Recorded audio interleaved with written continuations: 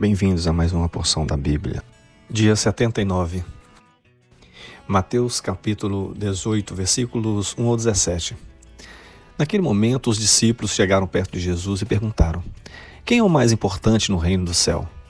Jesus chamou uma criança, colocou-a na frente deles e disse: eu afirmo a vocês que isso é verdade. Se vocês não mudarem de vida e não ficarem iguais às crianças, nunca entrarão no reino do céu. A pessoa mais importante no reino do céu é aquela que se humilha e fica igual a esta criança. E aquele que, por ser meu seguidor, receber uma criança como esta, estará recebendo a mim. Quanto a estes pequeninos que creem em mim, se alguém for culpado de um deles me abandonar, seria melhor para essa pessoa que ela fosse jogada no lugar mais fundo do mar, com uma pedra grande amarrada no pescoço. Ai do mundo por causa das coisas que fazem com que as pessoas me abandonem. Essas coisas têm de acontecer, mas ai do culpado. Se uma das suas mãos ou um dos seus pés faz com que você peque, corte-o e jogue fora, pois é melhor você entrar na vida eterna sem uma das mãos ou sem um dos pés, do que ter as duas mãos e os dois pés e ser jogado no fogo eterno.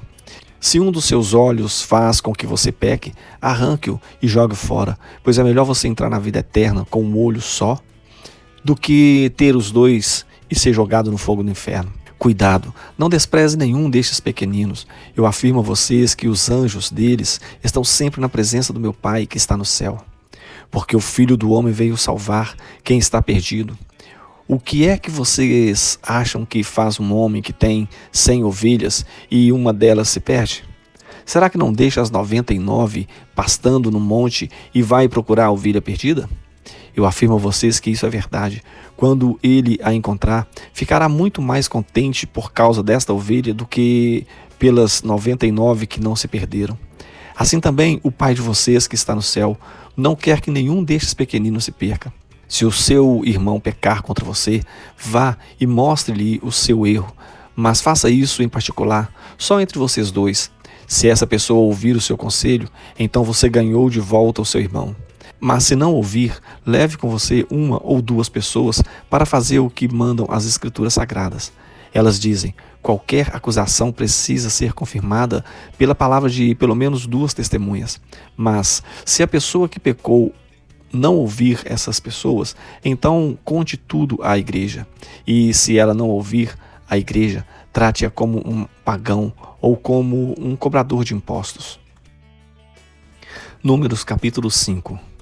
O Senhor Deus disse a Moisés: mande que os israelitas expulsem do acampamento todos os que têm uma doença contagiosa de pele, todos os que têm corrimento no membro e todos os que estão impuros por terem tocado em algo morto. Mande para fora do acampamento os que estão impuros, sejam homens ou mulheres, para que não tornem impuro o lugar onde eu moro. Os israelitas fizeram como o Senhor havia ordenado a Moisés, isto é, expulsaram todas essas pessoas do acampamento. O Senhor Deus disse ainda a Moisés: diga aos israelitas o seguinte: se um homem ou uma mulher prejudicar alguém, essa pessoa estará ofendendo ao Senhor e por isso será culpada. Terá de confessar o pecado, devolver tudo e pagar mais 1/5 para a pessoa que foi prejudicada. Mas se a pessoa morreu e não existe parente chegado que receba o pagamento, então o culpado deverá pagar ao Senhor e o pagamento será do sacerdote. Além desse pagamento, também será entregue o carneiro que o sacerdote oferecerá em sacrifício para conseguir o perdão do pecado dessa pessoa. Todas as ofertas especiais que os israelitas entregaram ao Senhor pertencem ao sacerdote, a quem elas forem apresentadas. Cada sacerdote ficará com as ofertas sagradas que lhe forem apresentadas. O Senhor Deus disse a Moisés: fale com os israelitas e diga o seguinte: pode acontecer que uma mulher se desvie e seja infiel ao marido, e tenha relações sexuais com outro homem, tornando-se assim impura. O marido não sabe disso, pois não houve testemunha, e ela não foi apanhada no ato. Mesmo assim, ele fica desconfiado.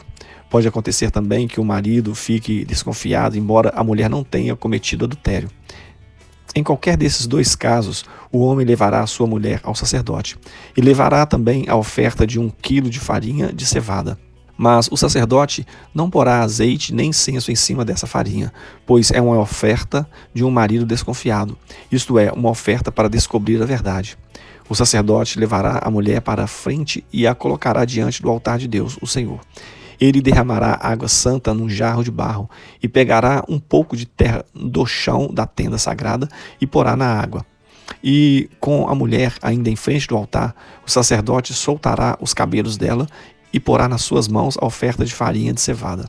O sacerdote terá na mão o jarro de água amarga que traz maldição.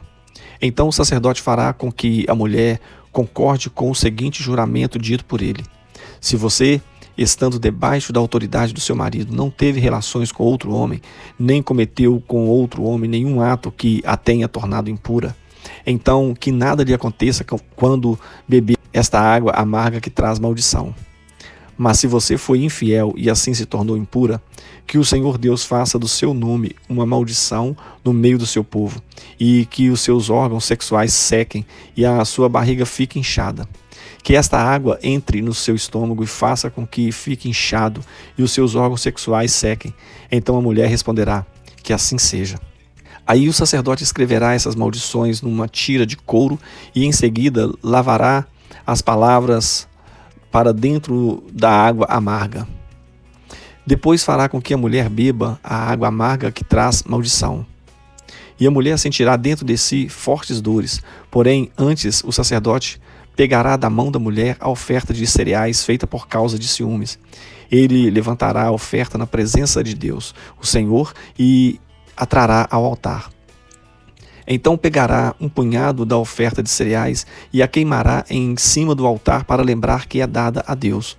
Finalmente fará com que a mulher beba a água. E se de fato a mulher cometeu adultério e ficou impura, a água entrará nela e ela sentirá fortes dores. A sua barriga ficará inchada e os seus órgãos sexuais secarão, e ela será amaldiçoada no meio do seu povo. Porém, se a mulher não cometeu adultério e foi inocente, então ficará livre do castigo e poderá ter filhos. Essa é a lei para os casos em que uma mulher casada comete adultério e o marido fica desconfiado, ou em que um homem sem motivo fica desconfiado da mulher. Ele deverá levar a mulher até o altar de Deus, o Senhor, e o sacerdote fará o que essa lei manda. O marido ficará livre da culpa, mas se a mulher for culpada, sofrerá o castigo. Números capítulo 6.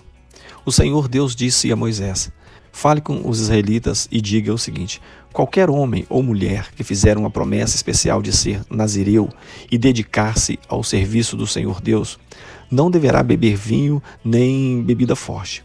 Não deverá beber nenhum tipo de vinho, nem qualquer outra bebida feita de suco de uvas. Não comerá uvas frescas nem passas. Enquanto for nazireu, não comerá nada que venha da parreira, nem mesmo as sementes ou as cascas das uvas. Durante todo o tempo do seu voto de nazireu, não deverá cortar o cabelo, nem fazer a barba. Até acabar o tempo que ele separou para se dedicar ao serviço de Deus, ele se dedicará somente ao Senhor e deixará crescer completamente o cabelo. O seu cabelo é um sinal da sua dedicação ao serviço de Deus. Por isso, ele não deve se tornar impuro chegando perto de algum morto, mesmo que seja o corpo do seu pai ou da sua mãe, ou do seu irmão ou da sua irmã. Enquanto for nazireu, ele está separado para o serviço de Deus, o Senhor. Se alguém morrer de repente perto dele e fizer com que o seu cabelo de nazireu fique impuro, então 7 dias depois ele deverá rapar a cabeça e fazer a barba e assim ficará puro. No 8º dia deverá trazer 2 rolas ou 2 pombinhos para o sacerdote na entrada da tenda sagrada. O sacerdote apresentará um deles como oferta para tirar pecados e o outro como oferta que vai ser completamente queimada, para conseguir o perdão do pecado que cometeu quando chegou perto do morto. Naquele mesmo dia, o nazireu dedicará de novo o seu cabelo. Então dedicará de novo ao serviço de Deus, o Senhor, o seu tempo como nazireu. Esse tempo em que o seu cabelo se tornou impuro não será contado. E, como oferta para tirar a culpa, ele trará um carneirinho de 1 ano. A lei para o nazireu quando chegar o fim do tempo da sua dedicação ao serviço de Deus, será esta: ele irá até a porta da tenda e entregará a Deus, o Senhor, 3 animais sem defeito, isto é, um carneirinho de 1 ano como sacrifício que vai ser completamente queimado, uma ovelhinha de 1 ano como sacrifício para tirar pecados e um carneiro como oferta de paz.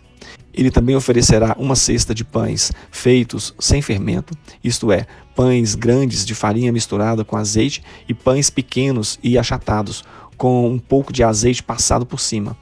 E também apresentará as ofertas de cereais e as ofertas de vinho. O sacerdote apresentará tudo isso diante de Deus, o Senhor, e oferecerá o seu sacrifício para tirar pecados e a oferta que será completamente queimada. Ele apresentará ao Senhor o carneiro como oferta de paz e também oferecerá a cesta de pães feitos sem fermento. Ele dará ainda as ofertas de cereais e as ofertas de vinho. Na porta da tenda, o nazireu rapará a cabeça, pegará o cabelo e o colocará no fogo onde está sendo queimada a oferta de paz. Então, depois que o quarto dianteiro do carneiro estiver assado, o sacerdote o pegará e colocará nas mãos do nazireu, junto com os 2 pães tirados da cesta, um grande e um pequeno. Isso será feito depois que o nazireu rapar a cabeça. Depois o sacerdote apresentará essas coisas como uma oferta especial a Deus, o Senhor. São uma oferta sagrada para o sacerdote, junto com o peito e a coxa do carneiro, que pela lei pertencem ao sacerdote. Depois disso, o nazireu poderá beber vinho. Essa é a lei para quem faz o voto de dedicar-se como nazireu ao serviço de Deus, o Senhor. Porém, se um nazireu prometer uma oferta além do que seu voto de nazireu exige, então deverá cumprir o que prometeu. O Senhor Deus disse a Moisés: fale com Arão e com seus filhos e diga-lhes que abençoe o povo de Israel do seguinte modo: que o Senhor os abençoe e os guarde, que o Senhor os trate com bondade e misericórdia, que o Senhor olhe para vocês com amor e lhe dê a paz. E Deus disse: assim, Arão e os seus filhos pedirão as minhas bênçãos para o povo de Israel, e eu os abençoarei. Eclesiastes capítulo 5. Tenha cuidado quando for ao templo. Não ofereça o seu sacrifício como fazem os tolos, que nem sabem que não estão fazendo isso da maneira certa. Vá pronto para ouvir e obedecer a Deus. Pense bem antes de falar e não faça a Deus nenhuma promessa apressada. Deus está no céu e você aqui na terra, portanto fale pouco. Quanto mais você se preocupar, mais pesadelos terá. E quanto mais você falar, mais tolices dirá. Assim, quando você fizer uma promessa a Deus, cumpra logo essa promessa. Ele não gosta de tolos, portanto, faça o que prometeu. É melhor não prometer nada do que fazer uma promessa e não cumprir. Não deixe que as suas próprias palavras o façam pecar. Assim você não terá de dizer ao sacerdote que o que você queria dizer não era bem aquilo. Para que fazer Deus ficar irado com você? Por que deixar que ele destrua as coisas que você conseguiu com o seu trabalho?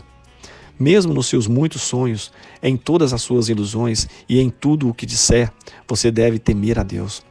Não fique admirado quando você notar em algum lugar o governo fazendo injustiça, perseguindo os pobres e negando os direitos deles, pois cada autoridade é protegida pela que está acima dela, e as duas são acobertadas pelas autoridades superiores.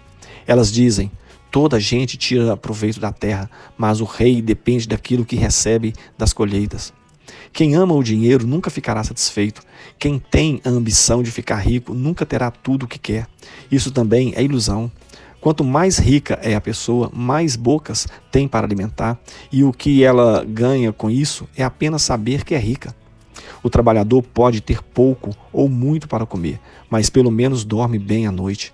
Porém, o rico se preocupa tanto com as coisas que possui que nem consegue dormir. Eu tenho visto neste mundo esta coisa triste. Algumas pessoas economizam dinheiro e sofrem com isso. Perdem tudo num mau negócio e assim não deixam nada para os filhos. Como entramos neste mundo, assim também saímos, isto é, sem nada. Apesar de todo o nosso trabalho, não podemos levar nada dessa vida. Isso também é muito triste. Nós vamos embora deste mundo do mesmo jeito que viemos. Trabalhamos tanto, tentando pegar o vento, e o que é que ganhamos com isso? O que ganhamos é passar a vida na escuridão e na tristeza, preocupados, doentes e amargurados. Então, cheguei a essa conclusão. A melhor coisa que uma pessoa pode fazer durante a curta vida que Deus lhe deu é comer e beber e aproveitar bem o que ganhou com o seu trabalho. Essa é a parte que cabe a cada um. Se Deus der a você riquezas e prosperidade e deixar que as aproveite, fique contente com o que recebeu e com o seu trabalho. Isso é um presente de Deus. E você não sentirá o tempo passar, pois Deus encherá o seu coração de alegria.